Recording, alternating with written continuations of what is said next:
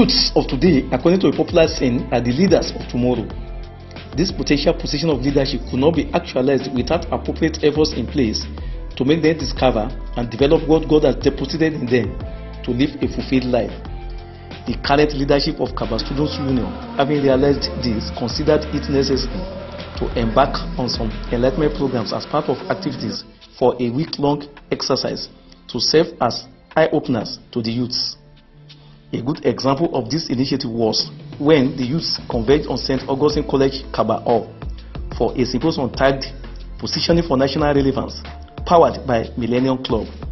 Speaking on the theme of the symposium, a guest lecturer, Abioye Peter, identified 6 critical values, which he described as a vehicle driving the society. These include family, media, religion, education, arts and entertainment, as well as politics. The above values, according to him, have the capacity to put people and their places of origin on the map of the nation and world in general. He says the need for the current generation of youths in Kabba to maximize the values to become national and international figures. Kabba as a whole and Kogi State generally, our global participation, our national participation is very low. And I'm going to explain to you. Our society and this world is driven by 7 major systems. The society and the world is driven by 7 major systems. The number 1 is the system of the family. Now, the number 2, we have our political system, we have art and entertainment, we have economy, we have politics. Now, we have religion, and I'm going to explain to us the essence of all these separate systems and how it relates to national relevance. The 4th system I'm going to explain is education. Listen to me. If you go and check the statistics of the failure in JAM and WAEC, you will know if something is not being done in Kabba, education don't have a future. We have several problems. We have several blocks from this town, but the way it is, a time will come when we will need a provost, when we will need a VC that is from Kabba, and if the person is below certain now, for example, most of the blocks we have, they are crossed 50, and most of the young people between 50 and 30 don't have what it takes to become a prof within the next 10 years. It means when it comes to education, we are also not strategically positioned to have significant relevance as regards national issues. On how to achieve the theme Positioning for National Relevance, the guest speaker advised the youths to understand the principle of time, divorce the sentiment of tribalism, have respect for the elders, and tap into their wisdom and integrity. If you want to be strategically positioned for national relevance, is that we must divorce tribalism. We must divorce tribalism. Listen, Mohammed bin Rashid, the president of Dubai, turned Dubai from a third world nation to what it is today. In his book, My Vision, he said that if everybody knows that the Middle East is very hot. The Middle East is very hot. In fact, the average temperature gets to be about 27, so the 25 room temperature. The temperature gets very high, but people are still rushing to Dubai. Why? He said something. He said that he made sure that Dubai is conducive for people regardless of their ethnicity, regardless of their religion. That's why you can see churches established in Dubai. But because Dubai is not the capital of UAE, it's Abu. But you see Dubai not developed. Why? They divorce tribalism. If Owe was become the Dubai of Nigeria, we must divorce tribalism. And even once you be able to come here and be comfortable and do his business, and Yoruba man should also be comfortable. And Hausa man should come here and see this place as his home. When we personalize our community, we are also going to personalize our problem. We will not be able to have people solve it. When you study trends, you will be able to know where your opportunities are. For example, going to school to study typewriting is one of the worst things that can happen now, because typewriter is no longer needed. So you study, you consult. Listen, you consult professionals. to tell you, no smart politician, listen to me, no smart politician is going to delve into the game of politics without consulting certain quarters, because there is what we call association of ideas. It means when you bring a lawyer to a place, what he's going to see in a crime scene is different from what the doctor will see.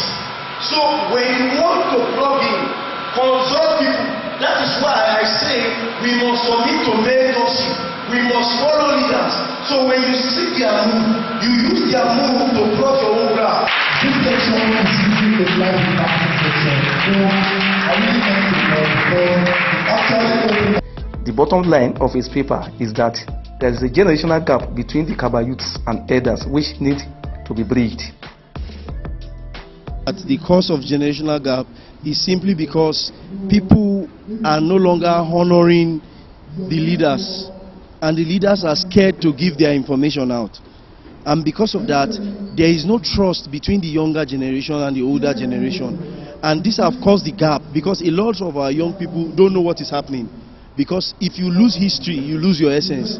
So because we have lost the privilege of getting histories from our leaders, our essence of our communal structure is fading away. The youth of today can tap into the flow is to begin to have what it takes to attract great people.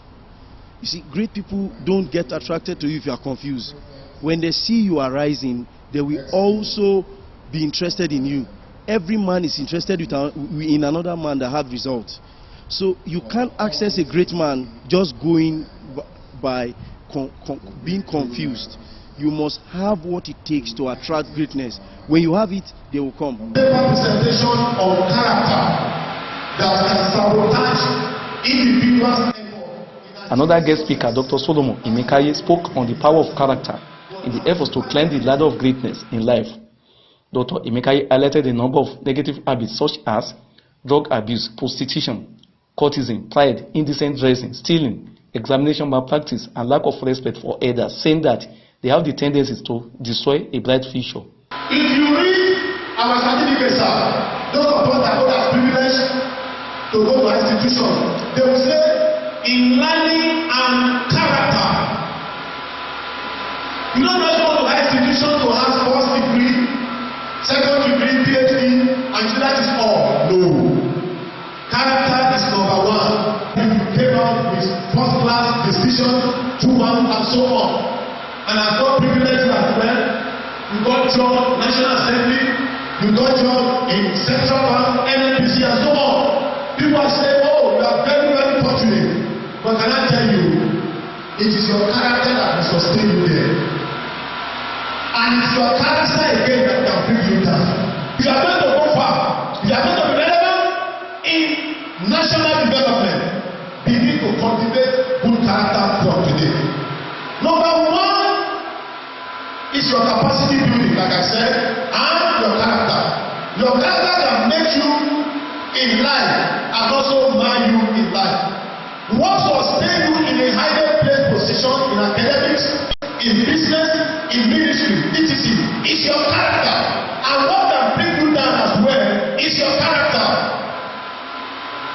They will say, okay, please transfer you from this office. I don't like this behavior. It is character now. No, you have a decision. You have a class. You have good one. You are very good, but you don't have character. How can we manage you? It's a problematic to us in this office. Capacity building without good character, according to the speaker, will amount to exercise in futility. Capacity building and character together, that is the two legs I was referring to. Number one, the skill you acquired is part of your capacity building in the university or in any institution you find yourself. The knowledge you acquire and the how do I put it, the training you have acquired during the course of your stay in the university put together, because these are the things that will enhance your certificate tomorrow. Capacity building is part of those things you have done to give you your certificate in terms of your first degree, your second degree, and your PhD. It has already built you up to get job somewhere. You have that capacity building. The intelligence is there, the competency is there, The idea is there, but that is not enough. What can complement it and make it robust and solid is when you have that character. Because it is possible this capacity building, which is the first leg, can enhance you. Good job. You can be placed in a highly placed organization like Central Bank, NNPC, National Assembly, as a lecturer and so on.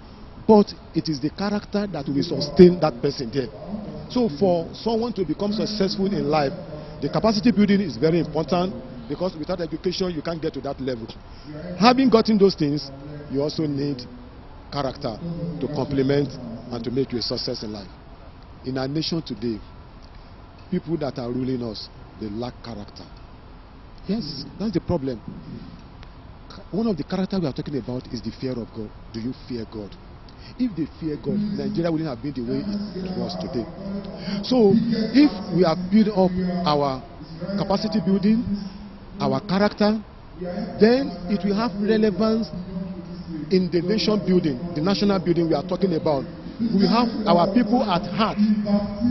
Then we'll be able to effect some of the policy we have made that will bring betterment to our citizens and to our nation. So character is very important and has a linkage with national development.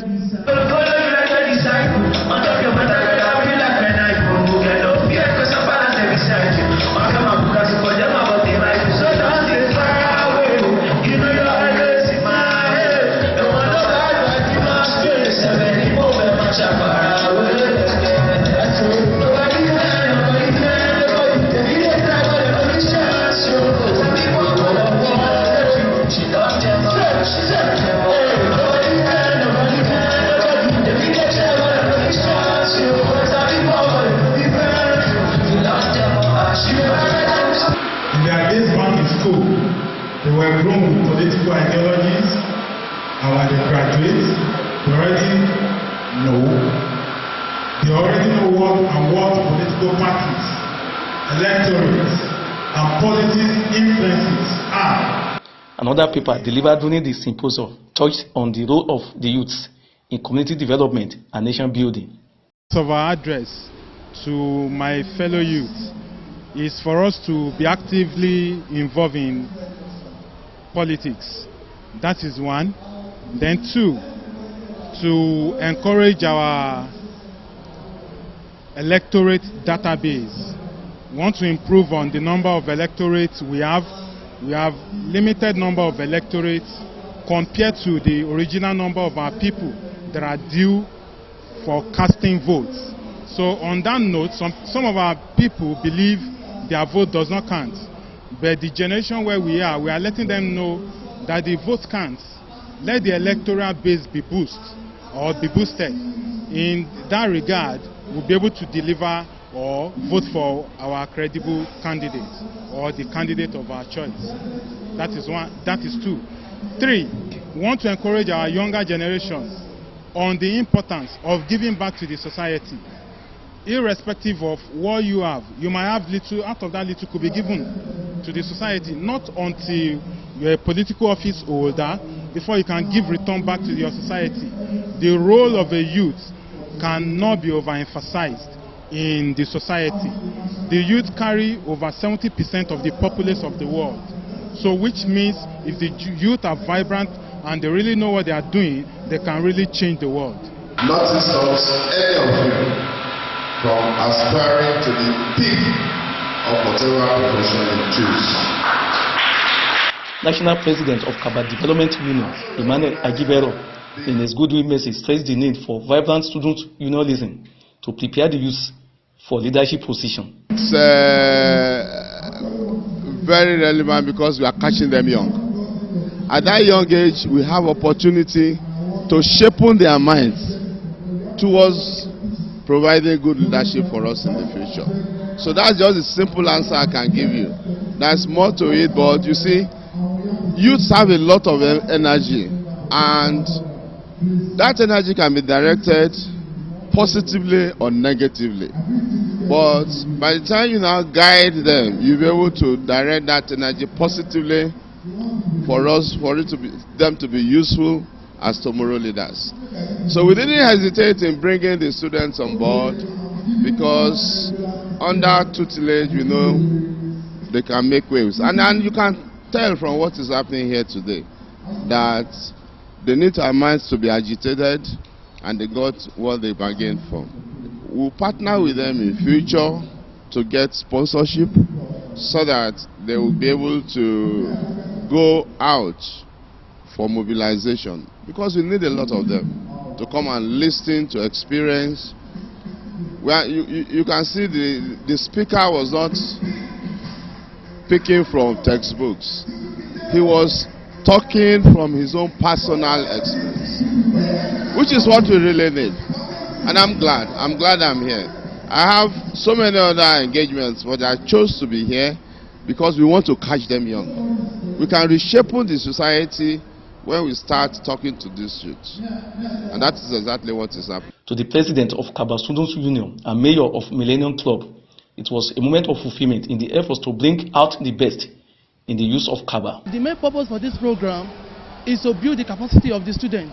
Having seen the bookful performance of the students in the tertiary institutions, we come to conclusion to bring up this initiative so that students will know how to position themselves in national relevance. Take a look at Professor Matthew Adibero. He was a great icon. He was recognized nationally. This man worked towards that. And today, students of today, they don't want to work in the path of this man.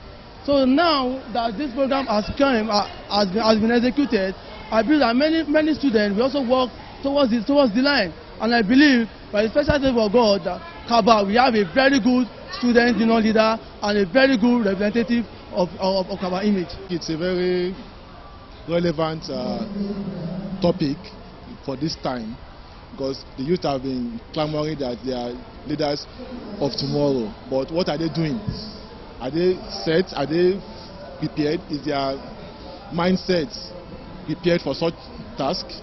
So from the beautiful topics that speakers have dealt on today, it shows that at least those of them who came here without no mindset of how the future will be for them to be able to capture or position this country for greater height. I believe they must have had a reset and they are pepped up for the future. As Millennium Club, we are used to working with youth and students. That is our core objectives. So when we heard about this symposium that is centered on the youth, we just fell in love with it, that this is another opportunity for us to impact the lives of the youth who are the future leaders of tomorrow.